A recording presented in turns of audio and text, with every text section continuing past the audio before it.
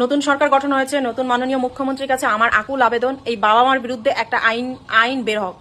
সবার সবকিছুর বিরুদ্ধে আইন আছে, বাবা মার বিরুদ্ধে একটা আইন বের হোক। কথাটা শুনতে খুব অবাক লাগছে না?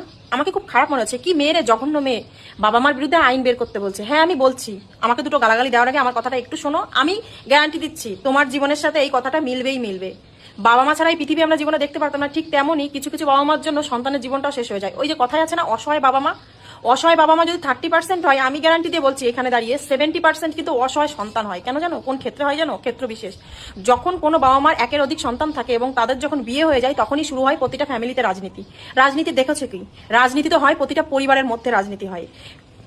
যে কোনো অন্য সন্তান তার বাবা মাকে কুবুদ্ধি দিয়ে, কুপরামর্শ দিয়ে, বিভিন্নভাবে তাকে হচ্ছে টেকনিক্যালি ভালোভাবে তার ব্রেন ওয়াশ করে অন্য সন্তানকে কিভাবে সম্পত্তি থেকে বঞ্চিত করবে, কিভাবে তাকে সবকিছু থেকে বঞ্চিত করবে, এই রাজনীতি অনবরত চলতে থাকে। এবং তখন ওই বাবা মা অন্য সন্তানের পরামর্শে এমন ভাবে বশ হয়ে যায় যে সে নিজের সন্তানের সাথে যে কতটা অন্যায় করছে সেটা সে ভাবতেও পারে না। হ্যাঁ, এটা হচ্ছে প্রতিটা ঘরেই হচ্ছে। হয়তো কি যাদের একটা সন্তান তাদের হয়তো হয় না, কিন্তু একের অধিক সন্তান থাকলেই সেখানে এই রাজনীতি চলছে।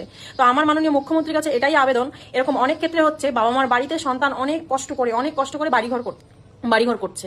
সে লোন তুলে বাড়িঘর করছে, জীবনের সমস্ত সঞ্চয় দিয়ে বাড়িঘর করছে, বা এমন হচ্ছে সে বাড়িঘর করে ফেলেছে, হয়তো সারা জীবন সে লোনটা ইএমআই চলবে তার।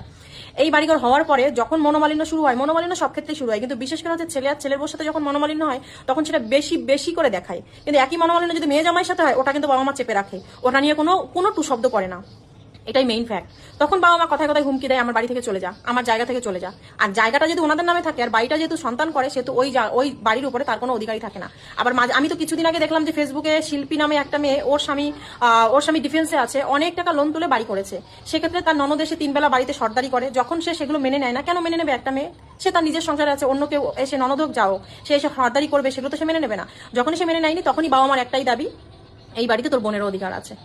তখন ওই ছেলেটা কিন্তু ওই বাড়ি ছেড়ে, ওই রাজপ্রাসাদ ছেড়ে তার এখন শ্বশুর বাড়িতে থাকতে হচ্ছে। দেখলাম এখন কোয়ার্টারে যাবে, অথচ বাড়ির ইএমআই কিন্তু তার অ্যাকাউন্ট থেকে প্রতিনিয়ত কাটছে। তো এরকম কিছু কিছু লিমিটেশন থাকা দরকার। বাবা মা হলেই যে সে সন্তানের জীবন এভাবে নষ্ট করে দেবে, এমন অধিকার তার কখনোই থাকতে পারে না।